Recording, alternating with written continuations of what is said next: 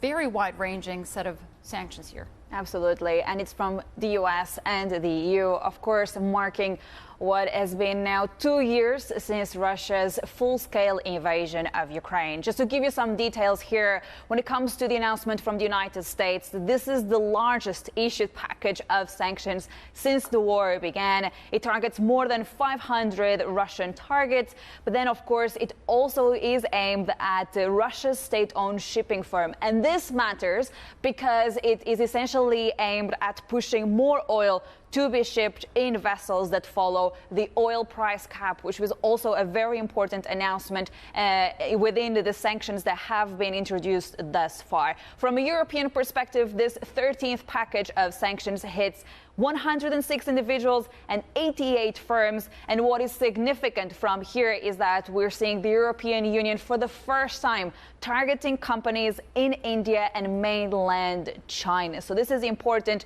because we're actually seeing the Europeans looking at third countries and their role in potentially supporting Russia in this war in Ukraine. Now, when you think about how efficient or not these sanctions might be, and if you think about what Ukrainians are going through on the ground, they will tell you that they need more support. And these sanctions they appreciate them, but they need further support going forward. I had the chance to speak just moments ago to the top diplomat of the Ministry of Defense in Estonia.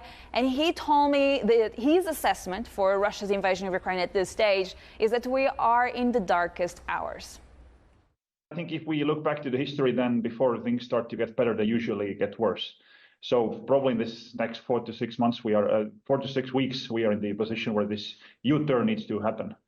And it clearly means that there are actually zero scenarios where we can depict the transatlantic security without increasing of defense expenditure, attributing more importance to defense readiness, buying more ammunition, weapons, and sending out the message that we stand firm for European and transatlantic security and prosperity.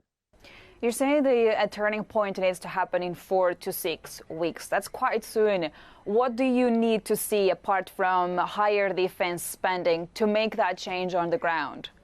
I think there is a, full 360 degrees of words that have been provided to Ukraine. Now it's time to actually put up more ammunition. We all recognize that the manufacturing level of the defense industry is not there yet, but we have in our horizon that probably by the second half the manufacturing capabilities will be ramped up, and in order for this to continue, we just need to put more contracts on the table. In Estonia, we have increased our defense expenditure for 3.2%. We are continuing the very aggressive military support to Ukraine, and we are just breaking new records as the percentage of GDP. And we hope that all the others will do the same. What we have actually calculated that if the Ramstein coalition, the whole 51 nations who have been supporting Ukraine, would allocate 0.25% of their GDP annually, then Ukraine would win. And this is something that actually sounds fairly reasonable and affordable.